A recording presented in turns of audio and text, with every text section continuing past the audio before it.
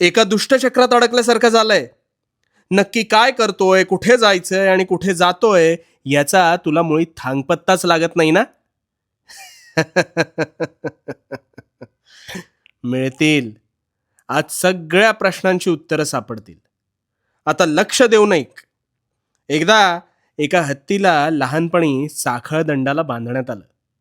कालांतराने तो हत्ती मोठा झाला, पण त्याला स्वतःच्या ताकदीचा अंदाजच नव्हता.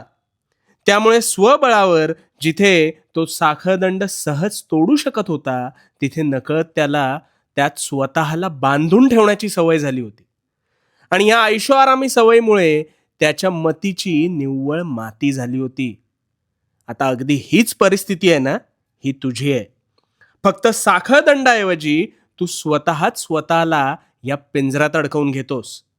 त्या पिंजऱ्याच्या मैफिलीत तू इतका रंगतोस अथवा रंगला आहेस की तुला निव्वळ महिन्याला अपेक्षित पैसा मिळतोय, तेवढ्यापुरता सगळं भागतंय आणि म्हणून तू स्वतःच स्वतःला विसरलायस आणि कुठेतरी त्या अनपेक्षित दुष्टचक्राच्या स्वाधीन झालायस. आणि तरी आणि तरीही अशात लोकांना, समाजाला दिखाऊपणा करणे हे तुझं मात्र काही संपलेलं नाही. आणि त्यामुळे तू नकळत नको असलेल्या गरजांची भूक आधी भागवू लागलायस. अरे का? कशासाठी? तर निव्वळ लोकांना दाखवण्यासाठी. अरे कोण आहेत ही लोक? का तू यांचा इतका विचार करतोस?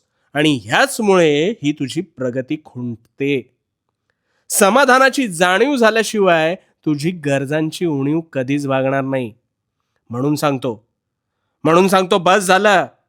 तो पिंजरा तोड आणि लोकांच्या अपेक्षा, अवास्तव निरुपयोगी खर्च करण्यापेक्षा वास्तव स्वीकार. स्वतःला ओळख. तुझं वय हे आता कितीही असो, आज स्वतःसाठी तुला अपेक्षित ध्येय निश्चित कर आणि त्यावर खंड न पाडता निसंकोचपणे काम कर. त्यात खरी आयुष्याची मजा आहे. त्यामुळे चल उठ.